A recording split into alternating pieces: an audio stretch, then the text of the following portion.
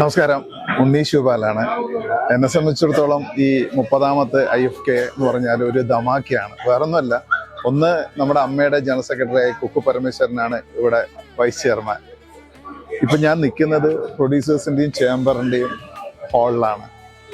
ഇവിടെയും ഞാൻ മെമ്പറാണ്. തൊട്ടപ്പുറത്ത് അമ്മയുടെ, ഞാൻ ട്രഷറായി നമ്മുടെ സംഘടനയുടെ ഒരു സ്റ്റാളുണ്ട്.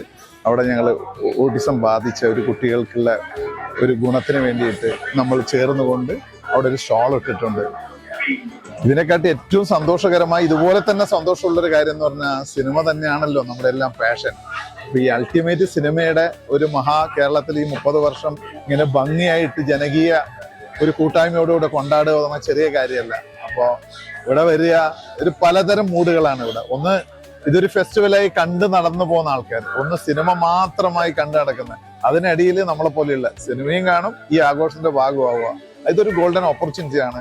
നമ്മൾക്കൊരിക്കലും മറക്കാൻ പറ്റാത്ത അനുഭവമായിരിക്കും. ഒരു ഫെസ്റ്റിവലെങ്കിലും ലൈഫിൽ നമ്മൾ കണ്ടില്ലെങ്കിൽ അത് ഭയങ്കര മിസ്സിങ് ആയിരിക്കും എന്നാണ് എൻ്റെ ഒരു എളിയ അനുഭവം വെച്ച് പറയുകയാണ്. അപ്പൊ നമുക്ക് എൻജോയ് ചെയ്യാനുള്ള, അറിയാനുള്ള, അറിവ് തേടി അന്വേഷിക്കാനുള്ള ഒക്കെയുള്ള ഒരു മീഡിയ ആണ് IFK.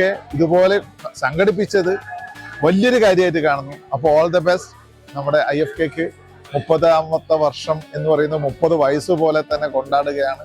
അപ്പൊ എല്ലാ ആശംസകളും. അതിന്റെ ഭാഗമായി ഇവിടെ വരാൻ പറ്റിയതിന് എന്റെ ഭാഗ്യമായി കാണുന്നു. Thank you.